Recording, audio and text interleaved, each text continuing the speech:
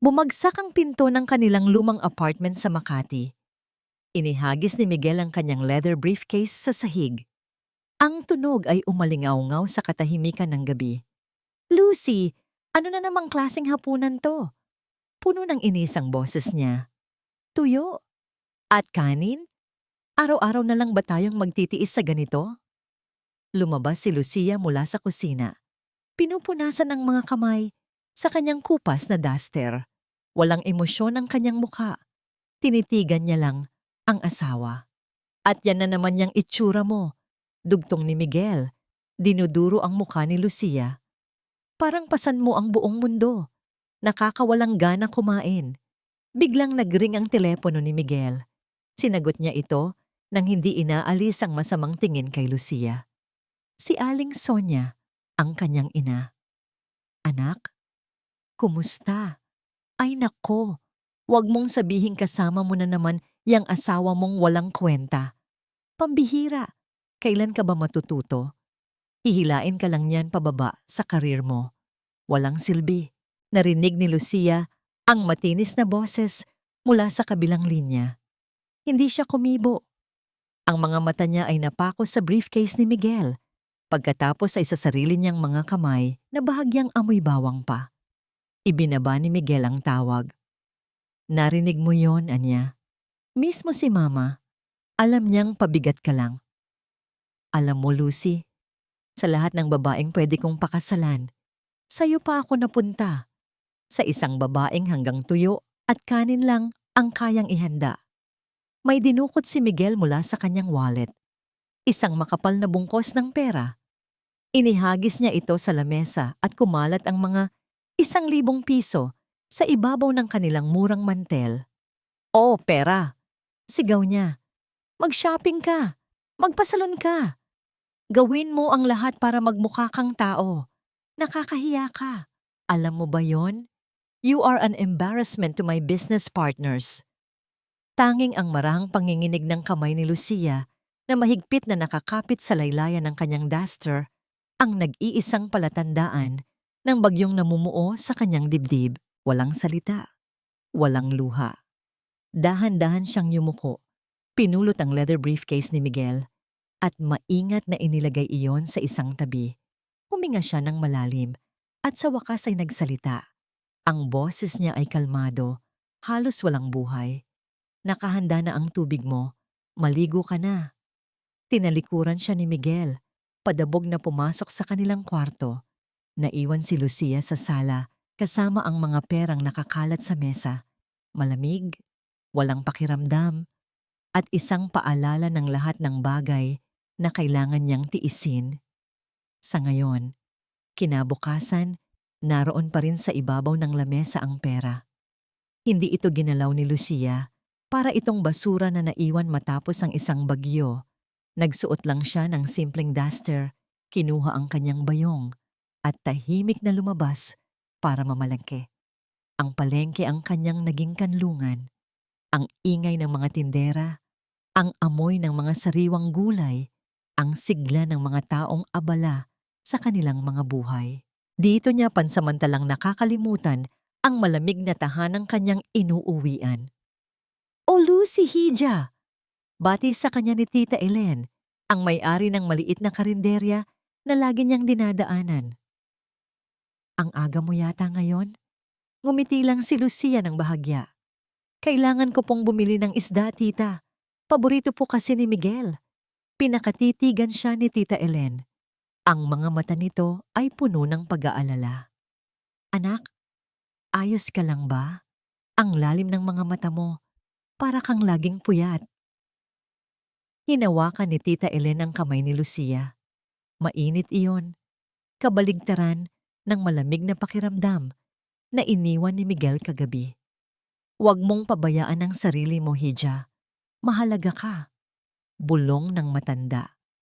Iyon ang mga salitang kailanman ay hindi narinig ni Lucia mula sa sariling asawa o biyenan. Bago umalis si Lucia, inabutan siya ni Tita Ellen ng isang maliit na supot. "Heto, adobo. Paborito mo. Huwag ka nang tumanggi." Gabi. Malalim na ang gabi. at mahimbing nang natutulog si Miguel sa kanilang silid. Dahan-dahang bumangon si Lucia. Hindi siya pumunta sa kusina o sa banyo. Ang tinungo niya ay ang maliit at maalikabok na bodega sa dulo ng pasilyo. Mula sa likod ng isang lumang cabinet, kinuha niya ang isang kahon ng sapatos. Sa loob nito ay hindi sapatos ang laman, kundi isang lumang teleponon. Di keypad. Mukhang simple lang, pero may bigat na kakaiba. Pumindot siya ng isang numero. Isang beses lang itong nagring bago may sumagot. Walang hello, walang anumang bati. Itinapat ni Lucia ang telepono sa kanyang bibig at bumulong sa paraang halos hindi maririnig. Naihanda na ang pampalasa. Ang boses sa kabilang linya ay malinaw at propesyonal. Walang bahid ang anumang emosyon. Copy that, ma'am. Hinihintay na lang namin ang signal para sa main course.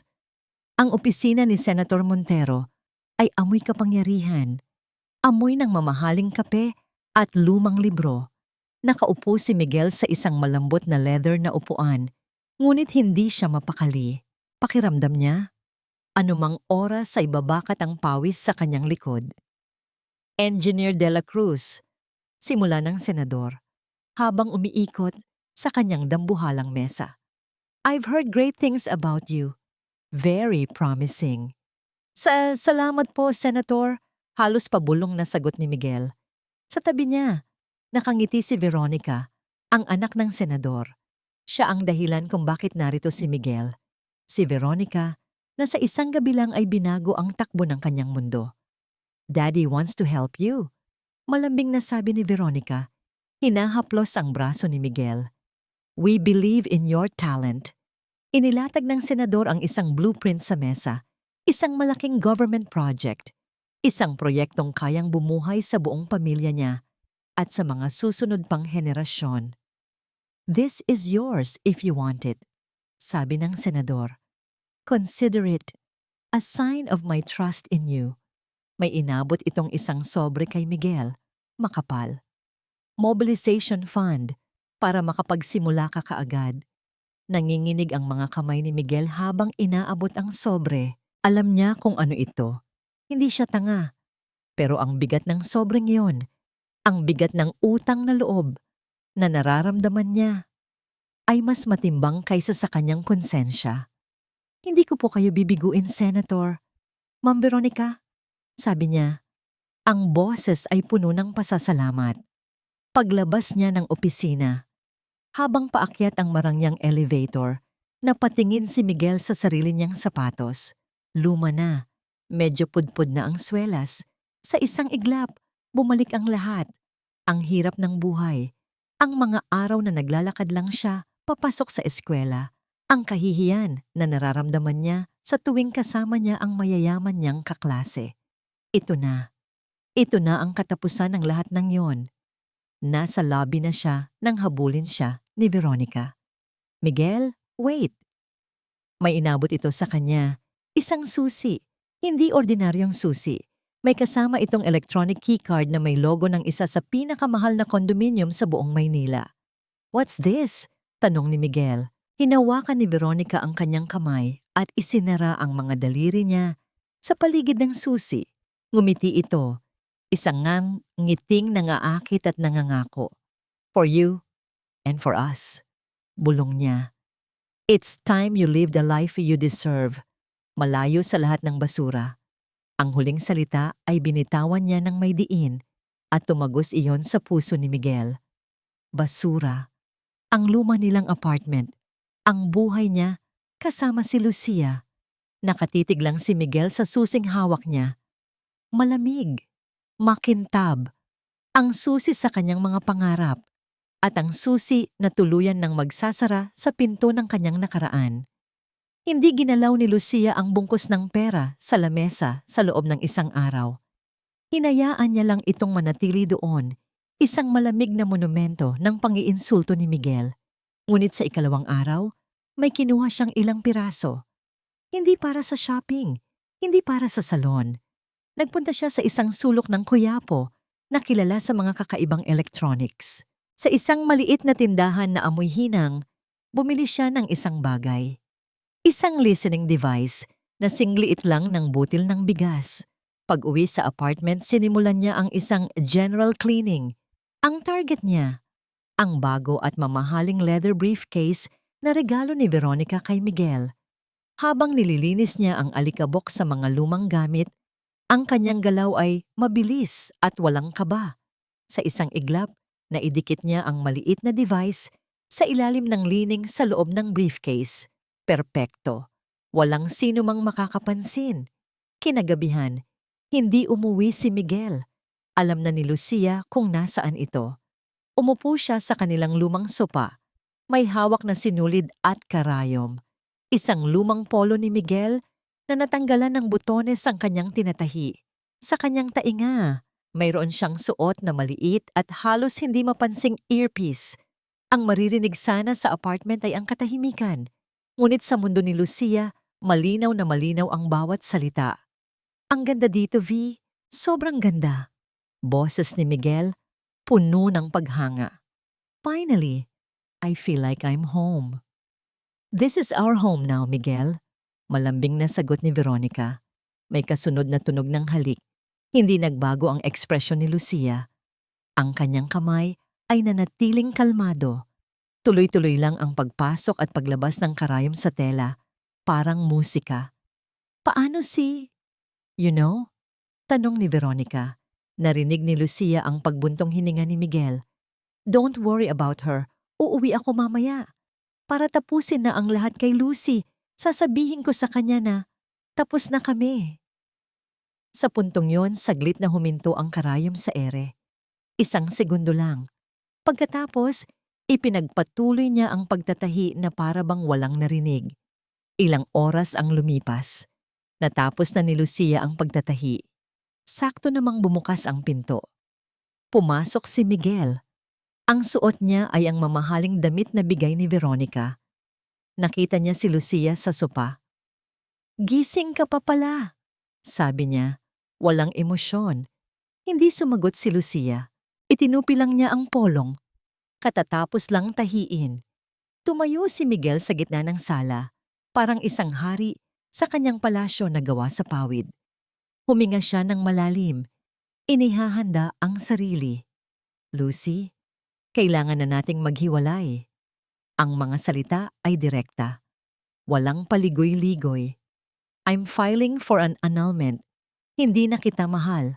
At tinitigan niya si Lucia mula ulo hanggang paa na para bang isa itong dumi. Hindi ka nababagay sa mundo ko. Inaasahan ni Miguel ang mga luha. Inaasahan niya ang mga sigaw, ang mga tanong, ang pagmamakaawa. Pero wala siyang nakuha sa mga yon. Nakatayo lang si Lucia sa gitna ng sala. Ang mukha ay kalmado na parang isang payapang lawa sa dapit hapon. Tinitigan niya si Miguel sa mata at pagkatapos ng ilang segundong katahimikan, isang tanong lang ang lumabas sa kanyang bibig. Sigurado ka na ba? Ang tanong ay hindi pagmamakaawa. Ito ay isang kumpirmasyon. Ang lamig ng kanyang boses ay tila sampal na mas masakit pa sa katotohanang binitiwan ni Miguel. Nagalit si Miguel sa kanyang reaksyon. Oo, sigurado ako. Hindi mo ba narinig? Anong klaseng tanong yan? Hindi ka man lang ba iiyak? Hindi ka man lang ba magagalit? Umiling si Lucia. Dahan-dahan. Para saan pa? Ang desisyon mo ay desisyon mo. Walang magbabago. Ang kanyang katahimikan ang sumira. Kay Miguel, mas gugustuhin pa niyang mag-away sila kaysa sa ganito.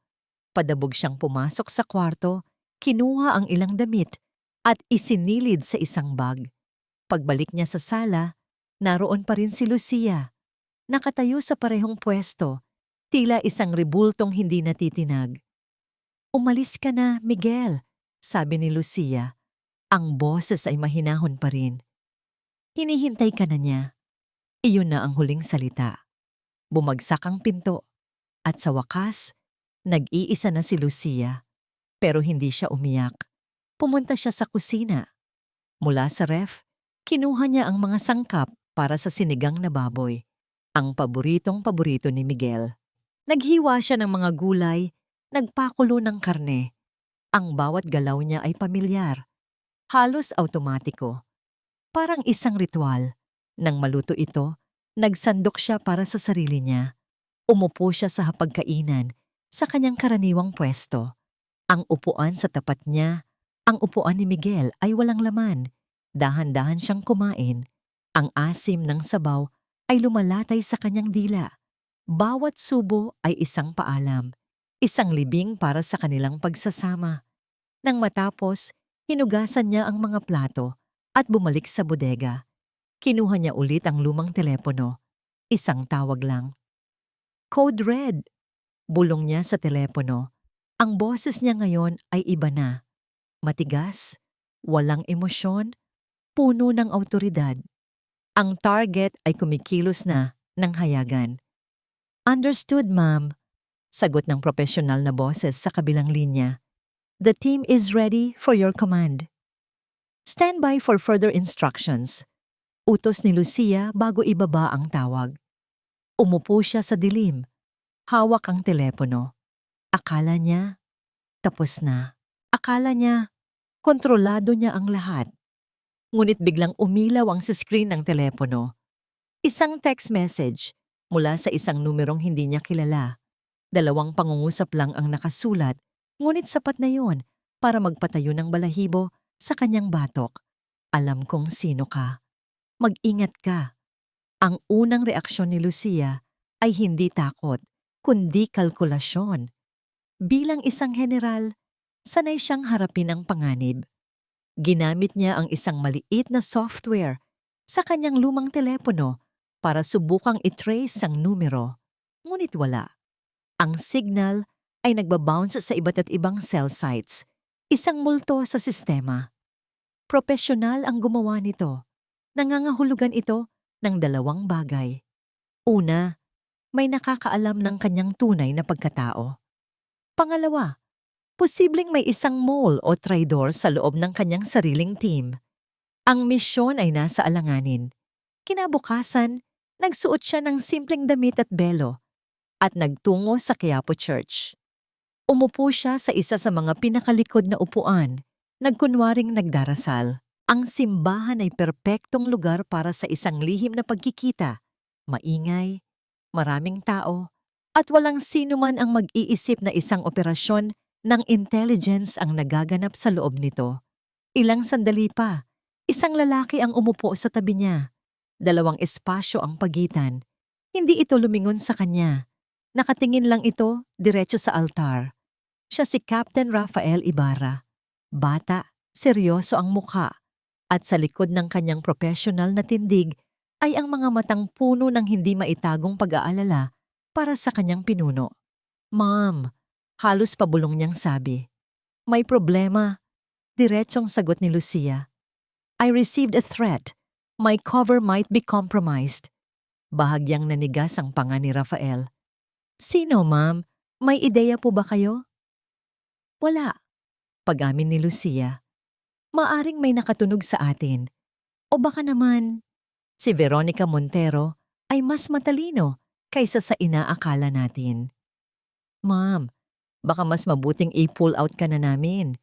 Mungkahi ni Rafael, ang boses ay puno ng pag-aalala. Masyado nang delikado ang sitwasyon. Umiling si Lucia. Ang mga mata ay nakapako pa rin sa gintong retablo. Hindi pwede. Malapit na nating makuha ang lahat ng ebidensya. Ang party para kay Miguel. Iyon ang magiging dulo ng lahat. Huminto siya sandali. Tinapos ko na ang personal na buhay ko para dito, Rafael. Tatapusin ko rin to. Tumango si Rafael, naiintindihan na walang makakapigil sa desisyon ng general. Tumayo na siya para umalis. Pero bago siya humakbang, may iniabot siyang isang maliit na paper bag kay Lucia. Ano to? Tanong niya. Siopaw, ma'am, bola-bola. Sagot ni Rafael. Sa unang pagkakataon ay bahagyang lumingon sa kanya. Hindi ka pa kumakain, ma'am. Halata sa mga mata niyo. Pagkasabi noon, mabilis itong naglakad at nawala sa dami ng mga tao. Naiwan si Lucia. Hawak ang mainit-init pang supot. Sa gitna ng panganib at pagtataksil, Ang simpleng gesto na yon ay tila isang maliit na sinag ng liwanag. Ngunit paglabas niya ng simbahan, habang naglalakad sa masikip na bangketa ng karyedo, naramdaman niya ito. Ang pakiramdam na pinag-aralan niya ng maraming taon. Ang pakiramdam na may mga matang nakamasid sa kanya. Maingat siyang sumulyap sa salamin ng isang tindahan. At doon, sa kabilang kalsada, nakita niya ito. Isang itim na kotse, walang plaka. At dahan-dahan itong gumagapang, sumusunod sa bawat hakbang niya. Walang bakas ng kaba sa mukha ni Lucia. Sa halip na magpanik, ang isip niya ay naging kasing linaw ng kristal. Lumiko siya sa isang pamilyar na kanto, pumasok sa isang one-way street na alam niyang siksikan. Pagkatapos, isang mabilis na liko sa isang makitid na eskinita, isa sa maraming ugat na bumubuhay sa puso ng Makati. Dito, hindi na siya kayang sundan ng kotse. Naglakad siya ng mabilis, lumiko pa sa dalawang eskinita, hanggang sa lumabas siya sa isang kalsadang puno ng mga nag-aabang ng jeep. Sumakay siya at nawala na parang bula sa gitna ng ordinaryong mamamayan. Huminto ang jeep sa tapat ng karinderya ni Tita Ellen. Pumasok si Lucia at ang amoy ng mainit na nilaga ay tila isang yakap na sumalubong sa kanya. "Lucy, diyan napadaan ka," bati ni Tita Ellen, pero agad napansin ang tensyon sa mukha ng dalaga. "Anak, anong problema? Halika, umupo ka." Hindi na nagtanong si Tita Ellen. Kumuha lang ito ng isang basong tubig at inilapag sa harap ni Lucia. Pero hindi maitago ng matanda ang sarili niyang problema. Ang mga mata niya'y namumugto. "Tita, kayo po ang may problema," mahinahong sabi ni Lucia. "Bakit po?" Napabuntong hininga si Tita Ellen. "Si Junior, ang anak ko. Pinagbibintangan sa barangay. Nagnakaw daw ng manok na panabong ni Mang Tonyo." "Nasaan po si Junior nang mangyari yon?" tanong ni Lucia. Ang isip ay automatikong lumipat sa mode ng investigasyon. "Nasa bahay lang, nanonood ng TV. 3:00 daw ng hapon, nawala ang manok. Pero 3:00, kasama ko pa si Junior na namamalengke." Depensa ng matanda. "Sino po ang nagbintang?" "Si Aling Marites. Nakita raw niya si Junior na paalis sa bakuran ni Mang Tonyo. May bitbit na supot." Tumahimik si Lucia sandali. Pinoproseso ang impormasyon. "Tita, di ba po si Aling Marites, mahina na ang mata, laging makapalang salamin?" "Oo, Hija," sagot ni Tita Ellen. "At ang bahay po niya, nasa kabilang kanto pa ng bahay ni Mang Tonyo." "Oo, kung 3:00 po nawala ang manok at kasama niyo si Junior hanggang 4:00 sa palengke, paano pong si Aling Marites na nasa kabilang kanto at malabo ang mata ay nakita si Junior sa eksaktong oras na yon?" Paliwanag ni Lucia na parang nagtuturo sa isang bagitong sundalo. "Tita, pumunta po kayo sa barangay. Sabihin niyo yan. Itanong niyo kung anong suot ni Junior. Tiyak, hindi alam ni Aling Marites dahil hindi naman talaga niya nakita." Nagliwanag ang mukha ni Tita Ellen. Isang simpleng luhika na hindi niya naisip dahil sa pag-aalala. Niyakap niya si Lucia. "Nako anak, salamat. Ang talino mo talaga." Sa gitna ng kanilang pag-uusap, isang lalaki ang pumasok sa karinderya. Si Rafael nakasibilyan at bakas sa mukha ang pag-aalala. Lucy, okay ka lang?" Ngumiti si Lucia. "Okay lang ako, Rafi." Pero hindi pa man sila nakakapag-usap ng maayos, isang malakas na boses ang pumuno sa buong karinderya. Boses na kilalang-kilala ni Lucia. "Nandito ka lang pala." Nakatayo sa pintuan si Aling Sonia, ang biyenan niya, namumula sa galit. "Habang ang anak ko nagpapakapagod sa trabaho para sa'yo, ikaw, nakikipagtsismisan at lumalandi." Ang mga mata ni Aling Sonia ay lumipat mula kay Lucia papunta kay Rafael, puno ng pagdududa at malisya. "At sino tong lalaking kasama mo?" Ang buong karinderya ay natigilan. Ang mga kutsara at tinidor ay huminto sa ere. Lahat ng mata ay napako sa eksenang nililikha ni Aling Sonia sa may pintuan. Nako, Aling Sonia, nagkakamali po kayo. Agad na depensa ni Tita Ellen. Lumapit para awatin ang biyenan ni Lucia. Kaibigan lang po ni Lucy yan. Napadaan lang. Pero parang bingi si Aling Sonia. Itinulak niya ng bahagya si Tita Ellen. Huwag kang makialam dito. Kitang-kita ng dalawang mata ko. Kaya pala laging wala sa bahay. Kaya pala hindi maasikaso ang anak ko. May kinakalantari palang iba. Si Rafael ay nanatiling nakatayo sa isang tabi. Ang mga kamao niya ay nakakuyom sa kanyang gilid. Ang panga ay naninikip. Bawat hibla ng kanyang katawan ay gustong ipagtanggol ang kanyang general, ngunit alam niya ang protocol. Isang maling galaw lang at ang buong misyon ay sasabog. Lahat ay nakatingin kay Lucia, naghihintay ng kanyang reaksyon. At ang ginawa niya ay ang ikinagulat ng lahat. Dahan-dahan siyang yumuko. Ang kanyang mga balikat ay bumagsak na para bang pasan niya ang lahat ng kahihiyan sa mundo. Walang pagtatanggol, walang galit. Tanging ang anyo ng isang talunang asawa. Pasensya na po, inay. Mahinang sabi niya, sapat lang para marinig. Bago niya tuluyang iangat ang kanyang ulo para harapin si Aling Sonia, sumulyap siya ng isang saglit kay Rafael. Isang sulyap na halos hindi mapapansin, isang bahagyang paggalaw ng mata na ang ibig sabihin sa kanilang mundo ay, ayos lang ako, huwag kang kikilos, stand down. Halika na po, umuwi na tayo. Dugtong ni Lucia, ang boses ay basag. Nagtagumpay si Aling Sonia. Kinaladkad niya si Lucia palabas ng karinderya. Nag-iiwan ng mga bulong-bulungan. Dapat lang, walang hiya kang babae ka. Ipapamukha ko sa'yo kung sino ang binabangga mo. Ang biyahe pabalik sa apartment ay puno ng katahimikan at bigat. Si Aling Sonia ay patuloy sa kanyang mga sermon. Si Lucia ay nakatingin lang sa labas ng bintana. Ang isip ay naghahanda na para sa susunod na laban. Pagbukas nila ng pinto ng apartment, isang malamig na hangin ang sumalubong sa kanila. Nakatayo sa gitna ng sala si Miguel. Hindi siya galit na parang sumisigaw. Mas malala. Ang galit niya ay tahimik, nagyayelo.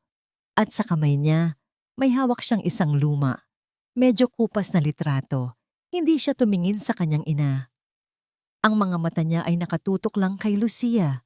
Dahan-dahan niyang itinaas ang litrato. Sino to, Lucia? Ang boses niya ay kalmado, ngunit may talim. Sagutin mo, ako. Sa litrato, naroon ang isang mas batang Lucia, nakangiti at nakasuot ng isang unipormeng matagal na niyang hindi na isuot. At sa paligid niya, bakit may litrato ka kasama ang buong National Intelligence Command? Nanlamig ang buong paligid. Maging si Aling Sonia ay natigilan, naghihintay sa isasagot ni Lucia. Tinitigan ni Lucia ang litrato. Hindi siya nagpakita ng anumang gulat. Sa halip, isang anino ng kalungkutan ang dumaan sa kanyang mga mata. Isang emosyong perpekto para sa kwentong malapit na niyang gawin. Ang tatay ko. Mahinang sagot niya. Sundalo siya. Matagal na siyang pumanaw. Itinuro niya ang isang matandang lalaki sa litrato na may mataas na ranggo. Kasama niya ako dyan nung binigyan siya ng parangal, bago siya na-deploy sa huling misyon niya. At ikaw? Tanong ni Miguel, hindi kumbinsido. Anong ginagawa mo dyan na naka-uniforme? Clerk lang ako sa opisina nila noon, Miguel. Paliwanag ni Lucia. Ang boses ay puno ng isang pinipigilang pighati. Isang maliit na staff. Doon kami nagkakilala ng tatay. Bata pa lang ako. Iyon na ang naging buhay ko. Tinitigan ni Miguel ang litrato. Pagkatapos ay si Lucia. May bahid ng pagdududa sa kanyang mga mata. Pero ang kayabangan niya ay mas nanaig. Ang isip niya ay humanap ng paliwanag na aayon sa kung ano ang gusto niyang paniwalaan. Dahan-dahang sabi ni Miguel na para bang isang bombilya ang umilaw sa kanyang ulo. Isang ngisi ang sumilay sa kanyang mga labi. Hindi ngiti ng tuwa, kundi ng pangmamaliit. Kaya pala, sabi niya, tumatango-tango. Kaya pala sanay ka sa hirap. Galing ka rin pala sa wala. Isang anak ng sundalo, isang hamak na clerk. At least ako, dugtong niya, ang boses ay puno ng pagmamayabang. Nakaalis ako sa hirap na yon. Ikaw, naiwan ka dyan. Iyon na ang naging katotohanan para sa kanya. Hindi isang espiya, hindi isang banta, kundi isang babaeng galing din sa kahirapan na hindi kailanman umasenso. At sa isip ni Miguel, mas lalo siyang naging hindi karapat-dapat. Tama na yan, sabi ni Aling Sonia. Nakahinga na ng maluwag. Umalis ka na dito, Miguel. Kunin mo na lahat ng gamit mo at iwanan mo na ang babaeng yan. Pumasok si Miguel sa kwarto at kinuha ang natitira niyang mga gamit. Sa kanyang pagmamadali, nasagi ng kanyang braso ang isang maliit na mesa sa tabi ng kama. Nahulog ang nag-iisang picture frame na nakapatong doon. Ang totoong litrato ni Lucia kasama ang kanyang ama, parehong naka-uniforme ng general. Bumasag ang salamin sa sahig. Hindi man lang lumingon si Miguel. Nagpatuloy lang siya sa paglabas ng kwarto. Nang makaalis na sila, naiwan si Lucia sa gitna ng sala. Dahan-dahan siyang lumuhod at isa-isang pinulot ang bawat piraso ng basag na salamin. Hindi siya umiyak. Ang mga daliri niya lang ang nanginginig habang inililigtas ang larawan ng nag-iisang lalaking tunay na nakakilala sa kanya. Teka, may naiwan si Miguel sa lamesa. Isang makapal at eleganteng invitation card. Kinuha ito ni Lucia. Nakasulat sa magandang calligraphy ang pangalan ni Miguel. Iniimbitahan ang mga panauhin sa kanyang promotion party sa isang grand hotel. At sa ilalim ng pangalan niya, may isang linyang tila patalim na sumaksak sa puso ni Lucia. In partnership with Miss Veronica Montero. Hawak ni Lucia ang invitation card. Ang bigat nito sa kanyang kamay ay parang bigat ng isang lapida. Ito na ang huling piraso ng ebidensya, hindi para sa kaso, kundi para sa sarili niya. Ang huling patunay na ang lalaking minahal niya ay tuluyan ng nawala. Pumunta siya ulit sa bodega. Tahimik at madilim. Kinuha niya ang kanyang telepono at tinawagan si Rafael. Natanggap ko na ang imbitasyon, sabi ni Lucia. Ang boses ay kalmado. Walang bakas ng sakit. Tanging lamig ng isang sundalong handa nang pumasok sa gera. Ang party, iyon na ang magiging entablado. Handa na ang lahat, ma'am, sagot ni Rafael. Nasa posisyon na ang mga asset. Nakasecure na rin ang buong venue. Ang signal mo na lang ang hinihintay.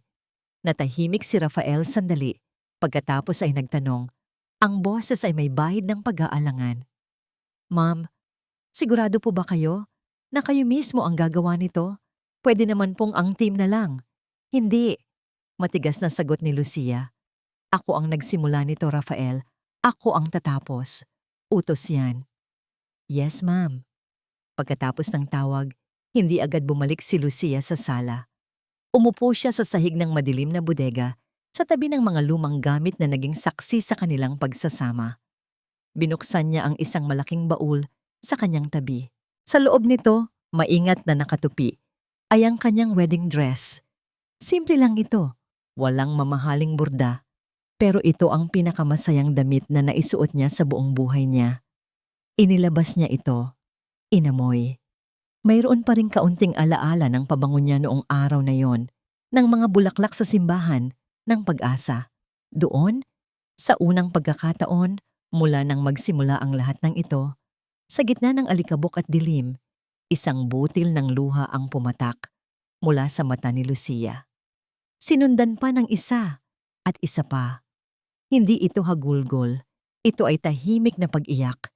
Isang pagluluksa para sa namatay na pag-ibig, para sa nasayang na mga taon, para sa babaeng minsang nangarap ng isang simpleng buhay. Pinunasan niya ang kanyang mga luha. Dahan-dahan niyang itinupi pabalik ang wedding dress at isinara ang baul. Isang simbolikong paglilibing. Tumayo siya at humarap sa isang maliit at basag na salamin na nakasabit sa dingding. Ang babaeng nakatingin pabalik sa kanya ay hindi na si Lucy, ang asawang laging nakayuko, ang babaeng tagaluto ng tuyo. Ang mga mata niya ay matalim, ang kanyang panga ay matigas, ang kanyang buong tindig ay nagbago. Kinuha niya ang kanyang telepono at nag-type ng isang maikling mensahe para kay Rafael. It's time to end the show. Ang grand ballroom ng hotel ay kumikinang na parang kalawakan na puno ng mga bituin. Ang mga chandelier ay naglalabas ng ginintuang liwanag sa mga babaeng nakasuot ng mga kumikinang na gown at sa mga lalaking nakatayo ng mayabang sa kanilang mga mamahaling suit. Ang tunog ng mga nag-uumpugang baso ng champagne at pekeng tawanan ay pumupuno sa hangin. Sa gitna ng lahat ng karangyaan, pumasok si Lucia. Nakatayo siya sa may pasukan, suot ang isang simple, kulay krema na bestida. Malinis, disente, ngunit sa dagat ng mga diamante at seda, para siyang isang pipit na ibon na napadpad sa pugad ng mga pabo real. Agad siyang napansin. Ang mga bulungan ay nagsimula na parang apoy sa tuyong damo. Ang mga mata ay lumingon, puno ng pagtataka at pangungutya. Ang unang sumalubong sa kanya ay si Aling Sonia, kasama ang kanyang mga amiga na socialite. Oh, look who's here, sabi ng isang amiga ni Aling Sonia. Nagkunwari si Aling Sonia na hindi kilala si Lucia. Sino yan? Naligaw yata. Kawawa naman. Bulong ng isa pa, sapat na para marinig ni Lucia. Pero ang pinakamasakit ay ang ginawa ni Veronica. Nakita niya si Lucia mula sa kabilang dulo ng ballroom. Ngumiti siya ng matamis at dahan-dahang lumapit. Hinihila si Miguel na para bang isang tropeo. Ate Lucy, you came! Bati ni Veronica. Ang paggamit ng ate ay puno ng lason.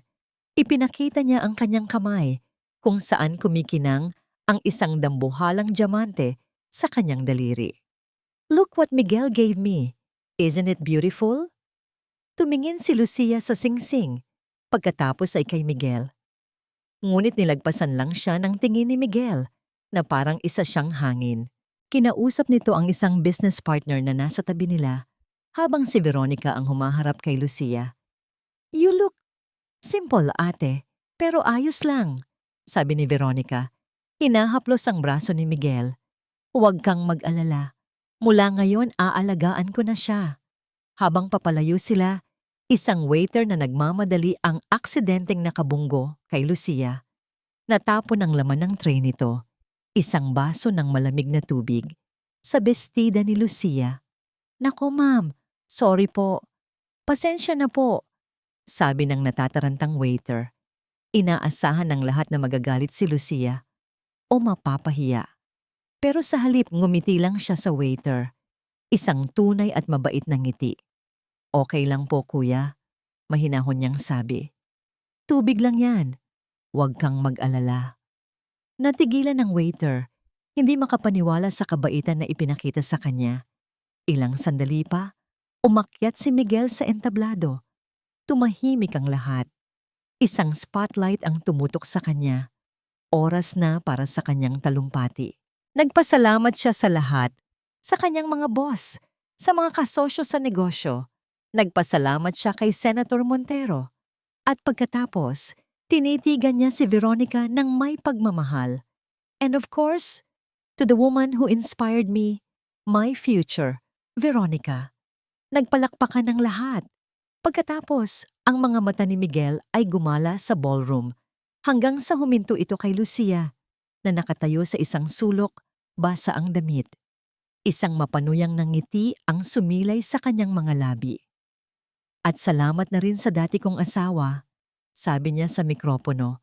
Ang boses ay umalingaw-ngaw sa buong silid na siyang nagturo sa akin na may mga pabigat pala sa buhay na kailangan mo lang bitawan para makalipad ka ng mas mataas. Ang bulungan ay naging halakhakan. Mahina sa simula, pagkatapos ay lumakas. Nagtawa na ng lahat. Isang kolektibong pangiinsulto na tumama kay Lucia na parang isang malaking alon. Ngunit hindi siya yumuko.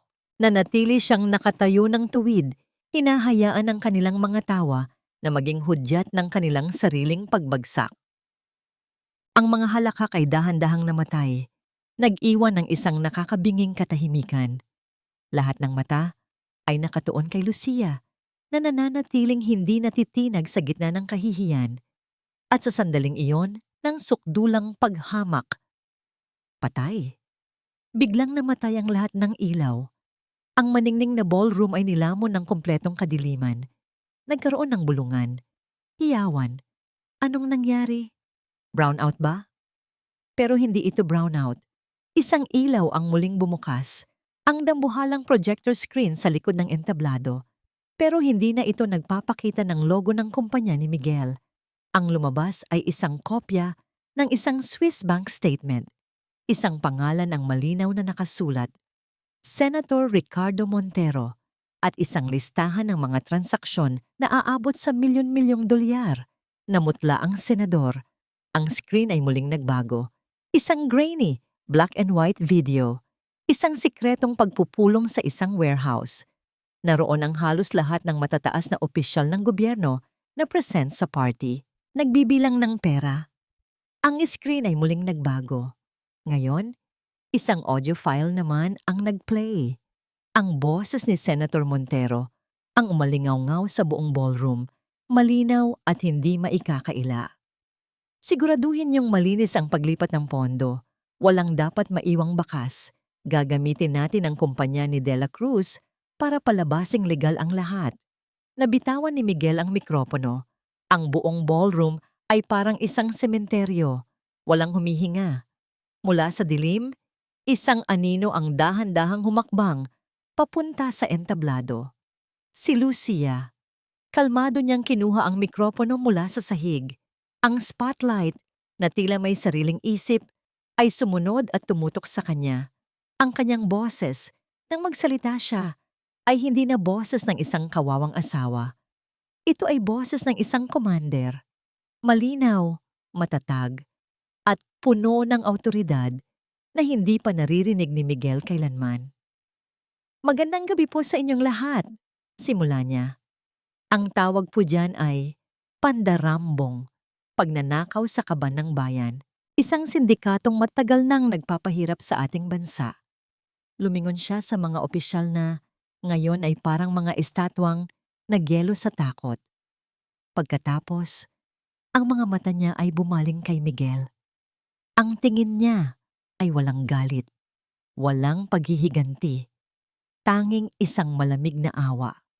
Akala mo isa akong pabigat, Miguel, sabi niya.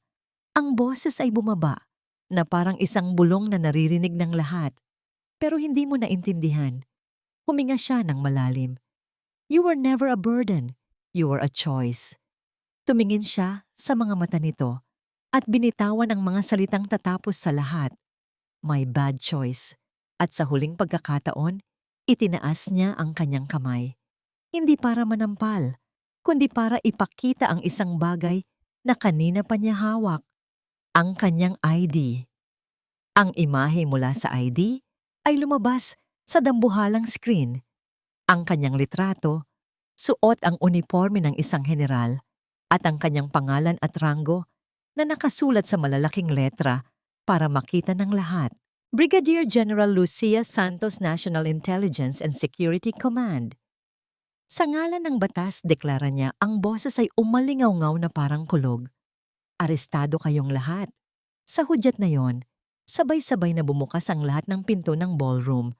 Pumasok ang isang team ng Special Forces, naka-full gear, armado, at mabilis ang bawat galaw. Sa unahan nila, naglalakad ng may determinasyon, ay si Captain Rafael Ibarra. Naging isang eksena mula sa isang action movie, ang Marangyang Ballroom. Ang kaninang halakhakan ay napalitan ng mga sigaw ng takot at pagkalito. Ang mga opisyal ng gobyerno at matataas na negosyante ay nagtangkang tumakas. Ngunit ang bawat labasan ay mahigpit ng binabantayan ng mga sundalong armado. Wala kayong karapatan, sigaw ni Senator Montero, sinusubukang gamitin ang natitira niyang kapangyarihan. Lahat ng karapatan ninyo ay babasahin sa inyo sa kampo, Senator.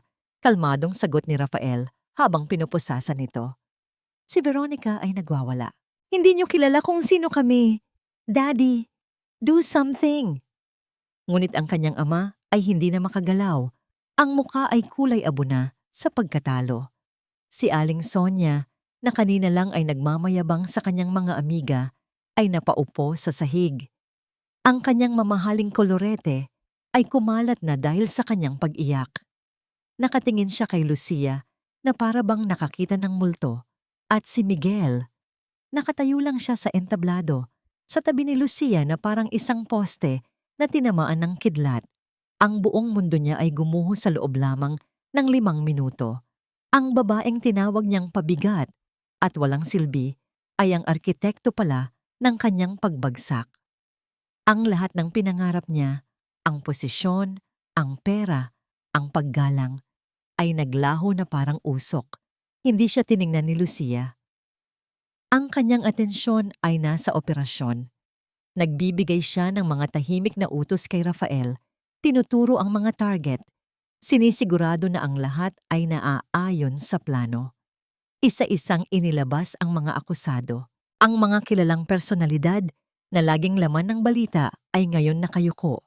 Ang kanilang mga muka ay tinatakpan mula sa mga kamera ng intelligence unit na kumukuha ng ebidensya. Nang halos wala ng tao sa ballroom, naiwan na lang ang mga sundalo, si Lucia at ang pamilya De La Cruz. Isama niyo na rin siya.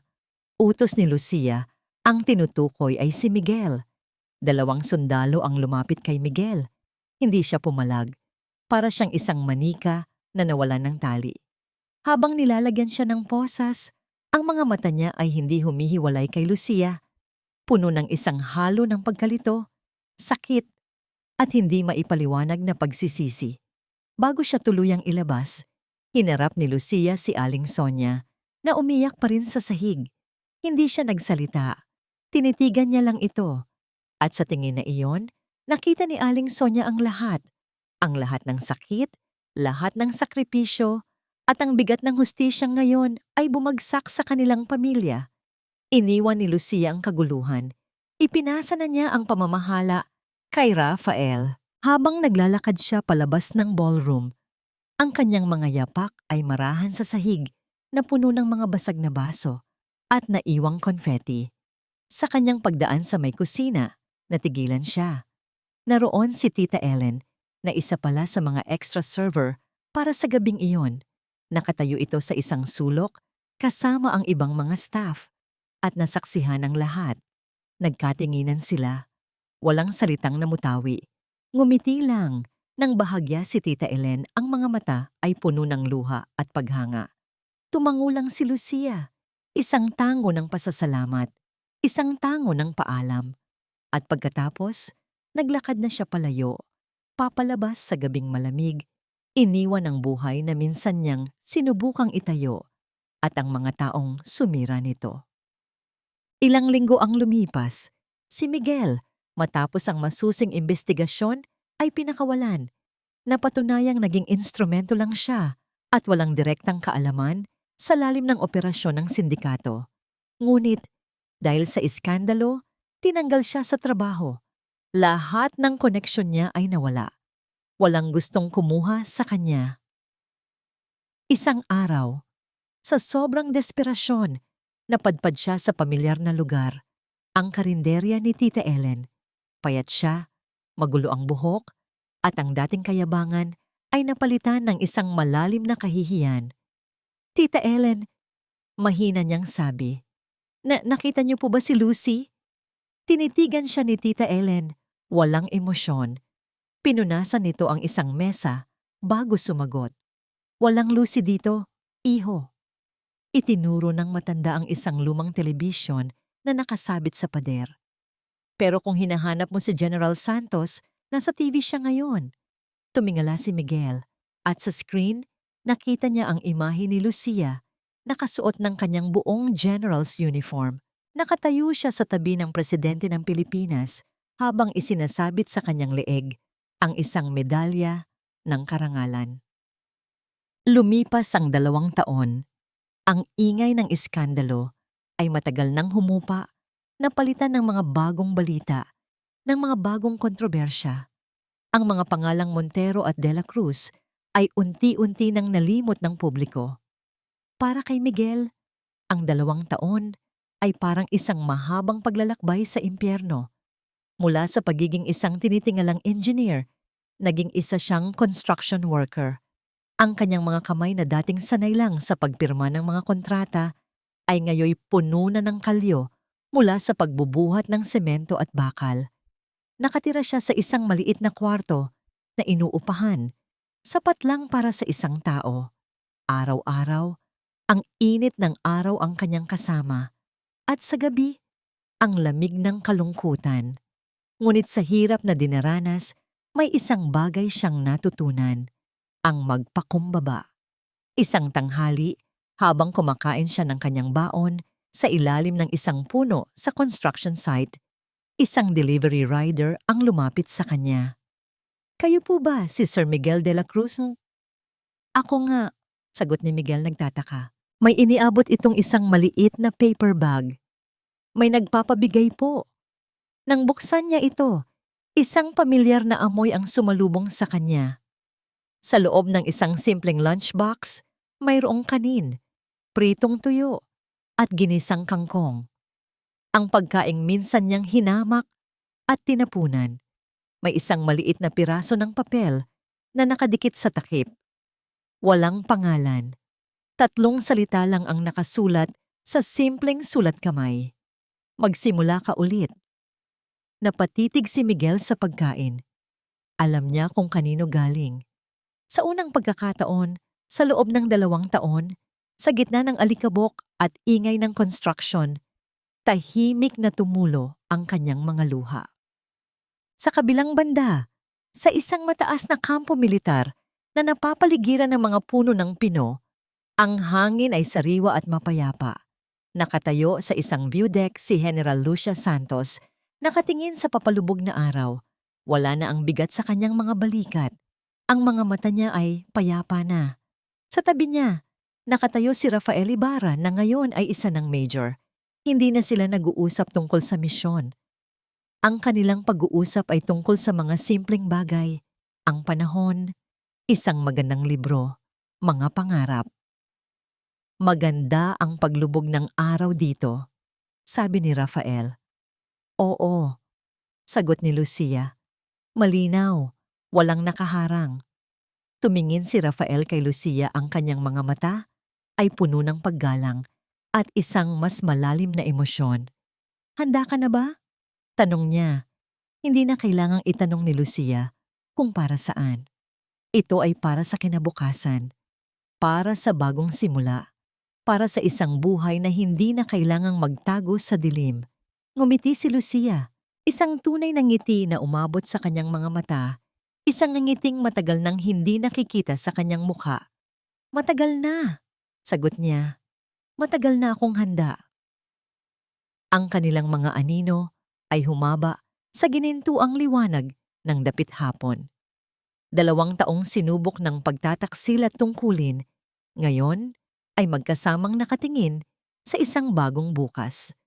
Ang pagpapatawad ay hindi isang salita na binibigkas. Ito ay isang kapayapaan na nararamdaman sa puso. Hindi na muling nagkita si Lucia at Miguel. Ang lunchbox na ipinadala ni Lucia ay hindi isang imbitasyon para magkabalikan, kundi isang huling pagtango ng paalam. Isang pagpapatawad na hindi para kay Miguel, kundi para sa sarili niyang kaluluwa. Ang pagpapadala ng tuyo at kangkong ay ang kanyang paraan ng pagsasara sa libro, isang pagkilala sa kung saan sila nagsimula, at isang pagtanggap kung saan sila nagtapos. Sa pagpapatawad sa lalaking minsan niyang minahal, pinalaya niya ang huling piraso ng sakit na nakakapit pa sa kanyang puso. Natagpuan ni Miguel ang kanyang sariling uri ng kapayapaan. Nagpatuloy siya sa pagiging isang construction worker at kalaunan ay ginamit ang kanyang kaalaman para magtayo ng maliliit ngunit matitibay na bahay para sa mga mahihirap, isang proyektong sinimulan niya sa tulong ng isang lokal na simbahan. Walang yaman, walang katanyagan. Ngunit sa pagtulong sa iba, natagpuan niya ang halaga na matagal na niyang hinahanap sa maling mga lugar. Paminsan-minsan, kapag nakakakita siya ng balita tungkol kay General Santos, isang maliit na ngiti ng paggalang ang sumisilay sa kanyang mga labi. Bago siya bumalik sa pagbuhos ng semento, si Aling Sonia ay tumira sa isang simpleng bahay sa probinsya, malayo sa lahat ng kahiyaan. Ang kanyang mga araw ay ginugol niya sa pag-aalaga ng mga halaman, isang tahimik na pagbabayad sala para sa mga buhay na winasak ng kanyang ambisyon. Para naman kay Lucia, ang kapayapaan ay isang tahimik na umaga sa kanyang balkonahe na may hawak na isang tasa ng kape habang pinagmamasdan ang pagsikat ng araw kasama si Rafael. Ang kanilang pag-ibig ay hindi isinilang mula sa isang nag-aalab na simbuyo ng damdamin, kundi itinayo ng dahan-dahan sa pundasyon ng paggalang, tiwala at pagkakaibigan. Sa tabi ni Rafael, si Lucia ay hindi lang isang general o isang bayani. Siya ay si Lucia lang, isang babaeng may karapatang magmahal at mahalin ng buo. Isang hapon, habang nagtuturo siya sa isang klase ng mga bagong opisyal ng intelligence sa akademya, isang batang kadete ang nagtanong, "Ma'am, ano po ang pinakamahalagang aral na natutunan ninyo sa serbisyo?" Huminto si Lucia. Tumingin siya sa mga mukha ng mga kabataang puno ng pangarap, mga mukhang minsan ay naging kanya rin. Ngumiti siya, isang nangiting puno ng karunungan at mga pinagdaanang pagsubok. "Your greatest weapon is not your gun," sabi niya. Ang kanyang boses ay malinaw at matatag. "It's your mind and your greatest strength." Tumingin siya sa labas ng bintana, sa malawak na asul na langit. "Is knowing your own worth."